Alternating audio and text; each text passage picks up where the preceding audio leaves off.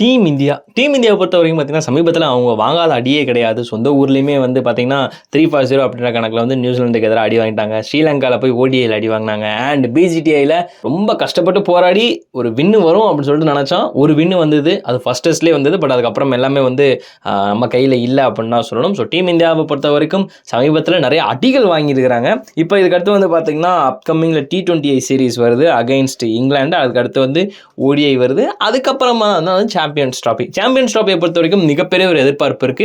கம்பீரோட coach அவங்களோட மென்டார்ஷிப்ல கண்டிப்பா இந்த தடவை வந்து இந்தியா எப்படியா பயங்கரமா பர்ஃபார்ம் பண்ணணும் அப்படின்ற மாதிரி எல்லாருக்குமே ஒரு மைண்ட் செட் ஆயிருக்குது.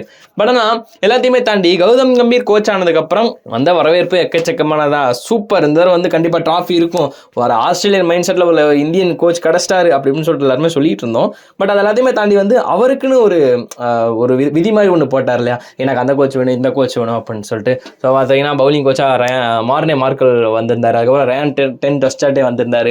ஸோ இந்த மாதிரி அபிஷேக் நாயர் வந்திருந்தாரு. இந்த மாதிரி எல்லாருமே அவருக்கு பிடிச்ச ஆட்களா இல்லை அவர் ஆல்ரெடி செலெக்ஷன் பண்ணி வச்சிருந்தாரான்னு தெரியல. ஸோ அவங்களா பிடிச்சி எடுத்ததுக்கப்புறம் வந்து டீம் இந்தியாவோட பேட்டிங் அப்படின்ற ஒரு விஷயம் வந்து கேள்விக்குறி ஆயிடுச்சு. ஓடிஐலையும் சரி இல்லை வந்து சமீபத்தில் டெஸ்ட்டும் சரி எல்லாமே வந்து மோசமாக தான் பண்ணாங்க. அஃப்கோர்ஸ் ஒரு எக்ஸ்பீரியன்ஸ் இருக்கிற ஒரு ஆட்களுமே வந்து பார்த்தீங்கன்னா SKL ராகுல் எக்ஸ்பீரியன்ஸ் இருக்குது, ஆஸ்திரேலியாவிலே ஆடி ஓரளவு டீசெண்டாக ஆடினார். விராட் கோலி அவரோட கேப்பபிலிட்டி காலில் ரோஹித் சர்மாவுக்கு தடுமாற்றம் வந்தது. ஸோ இந்த மாதிரிலாம் எக்கச்சக்கமாக இருக்க போகும்போது அப்போ அந்த இடத்துல வந்து பேட்டிங் அப்படின்ற ஒரு விஷயமும் இருக்குது. ஸோ பேட்டிங் கோச்சை மாத்திரம் நல்லா இருக்கும் அப்படின்ற மாதிரி நினச்சிக்கிட்டாங்க. அதனால வந்து இப்போ பேட்டிங் கோச் மட்டும் இந்தியாவுக்கு மாற்ற போகிறாங்களாம். விஜய் வந்து முடிவு எடுத்திருக்கிறாங்க.